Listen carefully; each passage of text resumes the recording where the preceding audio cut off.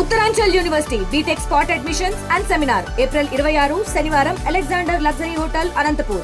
మరిన్ని వివరాలకి ఈ కింది నెంబర్ ని సంప్రదించండి. కరెక్టే కదా, తనకి తోడు ఉన్న వాళ్ళందరికీ తెలుసు కదా ఎవరన్నారు అని. వాళ్ళు పోయి ఇంటెలిజెన్స్ పోలీసు వాళ్ళకు చెప్పారంటే ఆయన పట్టుకుంటారు. అలాగే మీరు ఎక్స్పోజ్ చేయాలి ఆ 10% useless people who are acting against India. వాళ్ళనే తతిమా లోకల్ పీపుల్ ఎక్స్పోజ్ చేయాలి. ఇది మా బంధువు వదిలిపెట్టేయండి అని కాదు. మీ బంధువు తప్పు చేస్తుంటే తప్పు, దొంగే మీరు అనండి. ఈయనేమో కూలీల్ని సపోర్ట్ చేస్తా ఉంటుంటే మీ రిలీజన్ క్లెయిమ్ చేసుకుని చేస్తా ఉంటుంటే మీరు నిలబడి చెప్పాలి, ఇది మా రిలీజన్ కాదు, వీళ్ళందరూ తప్పు ఉపయోగిస్తున్నారు, వీళ్ళు తప్పు చేస్తున్నారు, తప్పు చేసినందుకు వాళ్ళు శిక్షించబడాల్సిందే. అందుకని పోలీస్కి ఇంటెలిజెన్స్ ఏజెన్సీస్ కి ఇన్ఫర్మేషన్ ఇవ్వండి. మీరు నిలబడి మేము భారతీయును, మేము భారత్ లో ఉంటున్నాము, మాకు ఇదే మా నేషను అని చెప్పాలి. కరెక్ట్. సో ఇక్కడ ఒక వ్యక్తి జై పాకిస్తాన్ అని కమెంట్ చేస్తూ చెప్పాలి. కరెక్ట్ చౌదరి గారు, ఇక్కడ జై పాకిస్తాన్ అని రషీద్ అనే వ్యక్తి కమెంట్ చేస్తున్నాడు, పదే కమెంట్ చేస్తున్నాడు. మరి అతనికి పాకిస్తాన్ నుంచి ఏమైనా ఆదేశాలు వస్తున్నాయా? టెర్రరిస్టులతో ఏమన్నా లింక్ ఉందా? ఈ విషయాన్ని బహుశా ఈ ఐడి నుంచి ఎంక్వైరీ చేయాల్సిన అవసరం ఏమన్నా కనిపిస్తుందేమో. రషీద్ అనే ఐడి మనకి కనిపిస్తుంది. ఇతను ఎందుకు ఈ సమయంలో జై పాకిస్తాన్ అంటూ ఉన్నాడు? అతనికి పాకిస్తాన్ నుంచి ఏమైనా డబ్బులు వస్తూ ఉన్నాయేమో. అది మన ఎలక్షన్ తప్పండి. ఎలక్షన్ కమిషనరు ఎలక్షన్ జరిగేటప్పుడు దొంగలు, కన్విక్టెడ్ క్రిమినల్స్, ఛార్జ్ షీట్ ఉన్న మెంబర్స్ వాళ్లే ఎమ్మెల్యే ఎంపీగా నిలబడతంటే మీరు ఎందుకు నిజమే, దానిపైన ఒక పెద్ద డిబేటే పెట్టాలి, పెద్ద చర్చ తీసుకోవాలి. ఓకే, ఇప్పుడు మనకి పాకిస్తాన్కి మనకి ఒక పెద్ద యుద్ధ వాతావరణం నెలకొనే అవకాశం ఉందా ఇప్పుడు చూస్తూ ఉంటే? ఇంకోసారి చెప్పండి. పాకిస్తాన్కి మనకి ఇప్పుడు ఒక పెద్ద యుద్ధం జరిగే అవకాశం కనిపిస్తూ ఉందా ఇప్పుడున్న పరిస్థితులు చూస్తుంటే? ఇటు పాకిస్తాన్ ప్రిపేర్ అవటం, ఎమర్జెన్సీ మీటింగ్ కాల్ఫర్ చేయటం, మోదీ కూడా ఒక ఇంగ్లీష్లో వార్నింగ్ ఇవ్వటం, 28 మంది చనిపోవటం, దేశం రగిలిపోతూ ఉండటం, ఒక యుద్ధాన్ని తీసుకుని రాబోతుందా పాకిస్తాన్కి భారత్కి మధ్య ఈ పరిణామం? మోదీ ఇంగ్లీష్ లో మాట్లాడినంత మాత్రాన ఎక్కువ వాల్యూ ఇవ్వద్దండి. పాయింట్ చేశారు. ఎందుకంటే మీరు అర్థం చేసుకోండి, ఎంత ఫారిన్ కంట్రీస్ ఉన్నా హిందీలో మాట్లాడితే వాళ్ళకి అర్థం కాదు అని అనుకోవద్దండి. వాళ్ళకి ఇంటర్ప్రిటర్స్ ఉంటారు, చాలా మంది వాళ్ళకి హిందీ డెఫినెట్లీ తెలుసు, హిందీ కాకపోతే హిందుస్థానీ తెలుసు. రెండోది ఏంటంటే పెద్ద యాక్షన్ అంటే డెఫినేషన్ ఏంటంటే ఇది వరల్డ్ వార్ అయితే కాదు. పాకిస్తాన్ ని తీసుకోవాలంటే, బంగ్లాదేశ్ సెటిల్ చేయాలంటే not a major problem for the Indian army. Problem but not a major problem. అందుకని మనం ఏదో పెద్ద యాక్షన్ తీసుకుంటారు, పెద్ద వార్ అవుద్ది, ఇదవుద్ది, అదవుద్ది అని భయపడాల్సిన అవసరం లేదు. అందుకని మళ్ళీ చెప్తానండి, మన గవర్నమెంట్ మీద, ఎస్పెషలీ మోడీ గారు, రాజ్నాథ్ గారు ఉన్నారు, మన సైన్యం మీద మనకి అంత కాన్ఫిడెన్స్ ఉండాలి. రైట్ టైంలో ఏం చేయాలో చేస్తారు. అది ఈ రైట్ టైం వస్తుంది. అందుకని ఎక్కువ వరి కావద్దు. మనం ఎంతవరకు అయితే మన గవర్నమెంట్ కి సపోర్ట్ ఇవ్వాలో సపోర్ట్ చేస్తూ ఉండాలి. ఎంతవరకు మనకి తప్పు చేసేవాళ్ళు మనలో ఎక్కడైనా ఉంటే మనం వాళ్ళని కూడా ఎక్స్పోజ్ చేయాలి. ఇంటెలిజెన్స్ తెలిస్తే గ్యాదరింగ్ హెల్ప్ చేయాలి. ఒకవేళ నిజంగా పాకిస్తాన్ భారత్ తో యుద్ధం చేయాల్సి వస్తే తన దగ్గర ఉన్న పూర్తి ఆయుధ సంపత్తితో ఎన్ని రోజులు యుద్ధం చేయగలదు? భారత్ ముందు యుద్ధం చేస్తూ తొడగొట్టి ఎన్ని రోజులు నిలబడగలదు? పాకిస్తాన్ ఉండే అన్ని రోజుల కన్నా ఎక్కువేనండి. ఏదండి?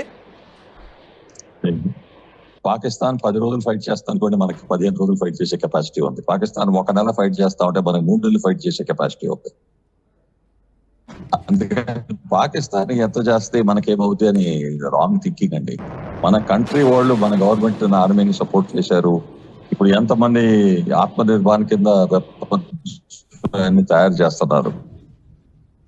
ఇవాళ 10 యూనిట్స్ తయారు చేస్తున్నారు అనుకోండి, రోజుకి వార్ వస్తా ఉంది అని చెప్తే ఆర్మీ వచ్చి మీరు 10 కాదు నాకు 100 యూనిట్స్ కావాలి అంటే చేసే వాళ్ళు ఉన్నారండి. వరల్డ్ వార్ 2లో ఒక షిప్ 6 నెలలు పట్టేది 2 సంవత్సరాల లోపల రోజుకు ఒక షిప్ బయటికి తీశారు. ఇండియాలో ఆ కెపాసిటీ ఉందండి. మన people are very dynamic and capable, young people. కానీ ఏంటి డైరెక్షన్ కావాలి, సరిగ్గా ఏమవుతుంది ఏంటి అని ప్లాన్ చేసేవాళ్ళు కావాలి. ఆ డైరెక్షన్ ఇస్తారు, కరెక్ట్ గా చేస్తారు అని మన సో government, రాబోయే మన 10 రోజుల్లో military ఆ మీద డైరెక్షన్, ఆ ప్లాన్ మనకి పక్కాగా అమలు కాబోతుంది అని అనుకోవచ్చా మనం? confidence ఇప్పుడున్న ఉండాలి. సంకేతాలు చూస్తుంటే రాబోయే 10 days లో ఆ ప్లాన్ అంతా కూడా పక్కాగా అమలు కాబోతుంది అని అనుకోవచ్చా?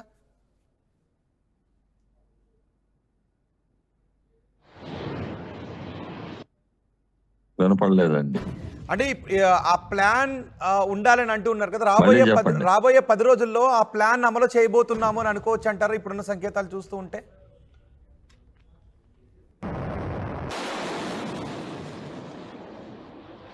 ఒక మాట చెప్పండి, ఏ మిలిటరీ అయినా నేను ఇవాళ ఇట్లా ప్లాన్ చేస్తున్నాను, ఇక్కడ నుంచి వెళ్తాను, అక్కడ కొడతాను అని ఎవరు చెప్తారండి? కొట్టిన తర్వాత తెలుస్తుంది ఎక్కడ పోతున్నారు, ఏం చేస్తున్నారు. ఆ నమ్మకం మనకు ఉండాలి. వాళ్ళు సరిగా ప్లాన్ చేసి చేస్తారు అని, ఏం చేస్తున్నారని మనకు చెప్పాల్సిన అవసరం లేదు. చెప్తా ఉంటే మనకు చెప్తే వాళ్ళకి కూడా తెలుస్తుంది కదండి. అది ఇట్లాంటి ఆలోచన ఉండకూడదండి. నమ్మకం పెట్టుకొని ఉండండి. యాక్షన్ అవుద్దా లేదా, మనం గవర్నమెంట్ ఏమడుగుతున్నాం, డెఫినెట్ గా మీరు యాక్షన్ తీసుకోవాలి, మీరు ఏం కావాలో మేము సపోర్ట్ ఇస్తాం, కంట్రీ సైడ్ నుంచి మేము ఏం చేస్తాం. తప్పు మాట్లాడే వాళ్ళు ఉన్నట్టు, వాద్రా ఏదో మాట్లాడాడు, రాహుల్ గాంధీ ఏదో అన్నాడు, ఇట్లాంటి మాటలు వస్తా ఉంటుంటే వాళ్ళ మీద పబ్లికే ఒత్తిడి పెట్టి మీకు దేశానికి సపోర్ట్ చేయలేకపోతే డోర్ పుసుకుని కూర్చోండి అని చెప్పాలి.